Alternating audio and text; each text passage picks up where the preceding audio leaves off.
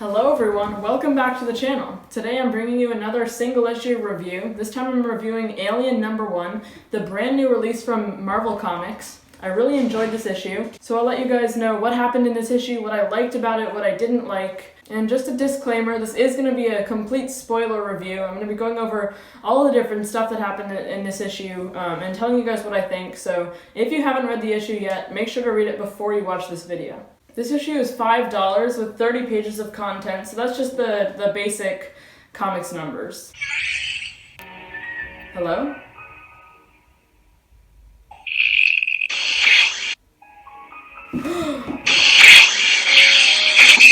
Please, leave me alone. No! So this just came out on March 24th, which was last Wednesday. It's a big release. People have been excited about this for a long time. As you probably know, Disney just got the rights to the Alien franchise, which goes along with all the Predator movies, both famous movies from the 1970s, but there was also Alien versus Predator, a couple of those later on. So Marvel Comics, since that's also owned by Disney, they've got this whole plan where they're going to start with Alien like they did, and they're also going to have a Predator ongoing series that's starting in June, and then eventually they're going to be doing Alien vs. Predator just like in the movies, so I'm looking forward to both of those. As for how this fits into the timeline of the Alien movies, this is canon as far as I know. It comes after the second movie, Aliens, I believe. I actually have only seen the first one. I recently saw it with my family, the original Alien movie. I really liked it, super creepy. I liked all of the set designs. I haven't seen the second one yet. I was hearing on a Marvel podcast that I listened to that this is supposed to be set after that second movie, and you can still totally go into this without seeing Alien 1 or 2, and you'll still fully understand it. It's a good jumping on point. I did like the art on this issue, and the writing was also very good. The only thing that took away from this issue a little bit for me was that it wasn't quite similar enough to the very first Alien movie for me. There was like a lot going on at the main space station and also on Earth, which is a lot different. That first Alien movie was just completely set on the space shuttle that the team was on, being invaded by the xenomorph. So this issue follows a brand new cast of characters. As far as I know, there aren't any characters in this issue from any previous Alien movies. I guess it would have to be the first or the second one because those are the only ones in the timeline that are set before this issue.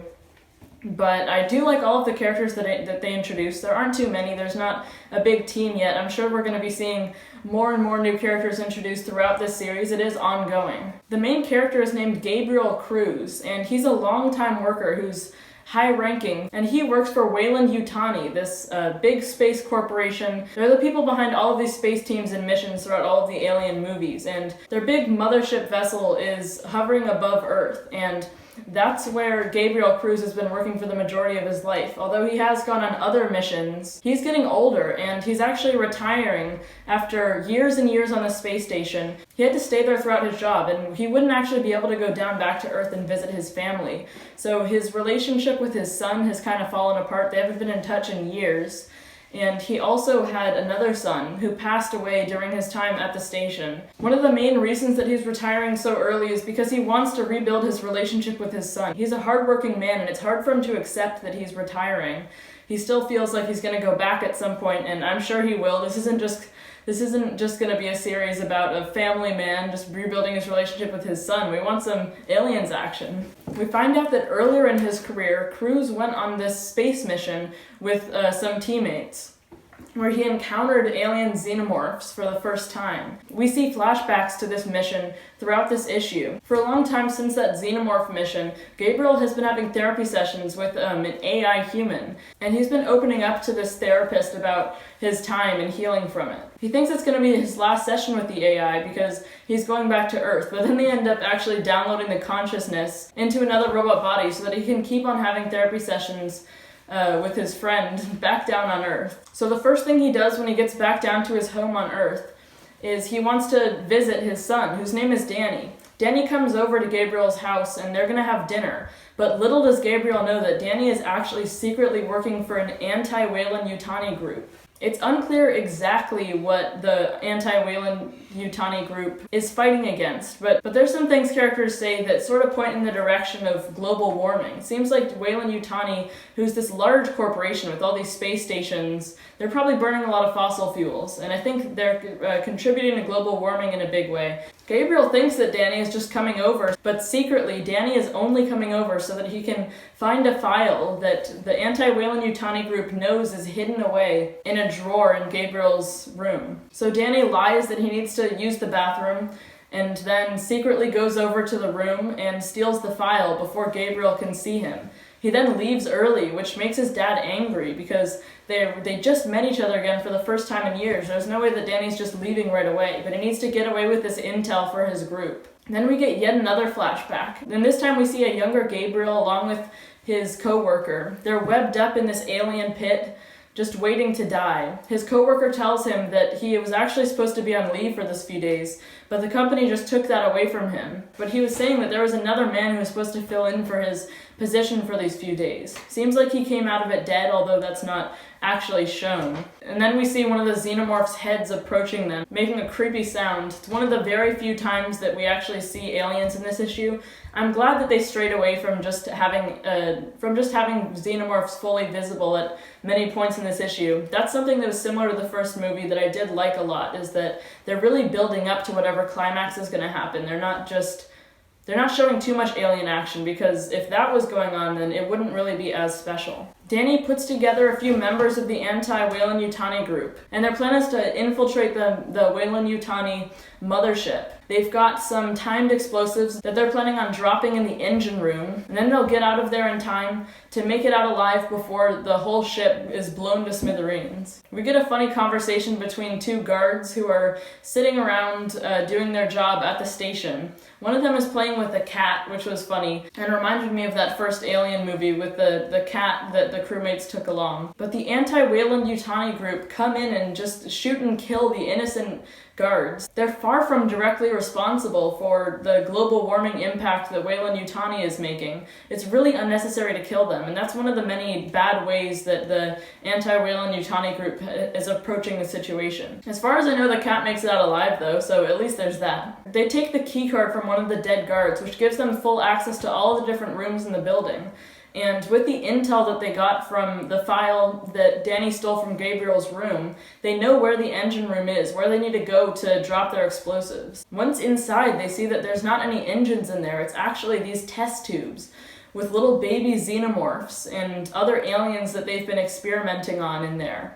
It seems like a top secret thing, and it's definitely nothing that the Weyland-Yutani group has revealed to the public. So they're doing some shady stuff too. The anti-Weyland-Yutani group is confronted by a couple of the doctors who were experimenting on the xenomorphs. Although the doctors are totally outnumbered, one of them says a special code that overrides the ship command and locks down all of the doors. They're all trapped inside, and then we get those red flashing lights, a lot like the first Alien movie. I know it's just to add to the cinematic feel of it and to make viewers more scared, but it's funny how unnecessary all those random flashing lights were in the climax of that movie. But that command also released all of the test subjects out into the room that they were all trapped in. So the doctors had to sacrifice themselves for this cause. And all of the anti-Weyland-Yutani group were murdered, including Danny. At least that's my assumption. We didn't actually see Danny die, but the final cliffhanger of this issue is we saw one of those creepy spider bugs from the Alien movie lunging towards him. Of course, they go on his face. So there's the plot of that issue. Big cliffhanger. We've got these dead people and aliens trapped inside of the room, and I'm assuming that those baby aliens are going to break out of their bellies and then grow up into these big indestructible xenomorphs, just like they did in the movie. That's a big cliffhanger. We've got aliens loose, and I really enjoyed this issue. It was a good read. I found it really interesting, all of the anti-Weyland-Yutani and Weyland-Yutani stuff that they had going on. Both groups definitely have some pretty shady things that they do. As I said, the anti-Weyland-Yutani group was murdering innocent people and was planning on blowing that whole space station up. It's a lot of innocent people that were going to die. But then the Weyland-Yutani group, of course, is experimenting with these aliens who, if they were to get out, they're really dangerous. Now they probably will get out, so that's gone wrong also. Both groups are doing some good and bad things. And I'd say this issue is really good for new readers. I can say that from experience because I've only seen the first Alien movie, and this was set after the second one, so even though I haven't seen that, I fully understood everything that happened. You probably don't even need to see the first one, although I think it would help, and you would probably enjoy it more if you'd seen at least one of the Alien movies before reading this issue. Now, as for my final rating, I'm giving this a 9 out of 10. Really good plot, everything was understandable. I also wanted to give a shout out to In-hyuk Lee for this amazing cover. Super creepy looking with the extra mouth/tongue protruding from its mouth there. There are also some really nice looking variant covers for this issue. One that I like from Patrick Gleason, I was debating getting that one because my comic shop had it in store, but I just wanted to get the cover A by In-hyuk Lee. So yeah, I definitely recommend this issue. Go down to your local comic shop. You can go to comicshoplocator.com to find it if you've never been to it, and pick up this issue. There's probably plenty of copies left. It's a big release. I'm also really looking forward to the Predator ongoing. That's starting in June.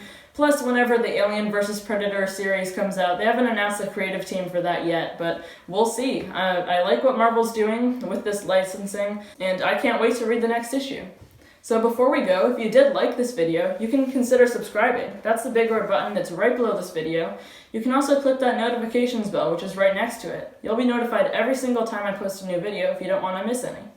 So that's everything from me for today. Thank you so much for watching, everyone. Bye, guys.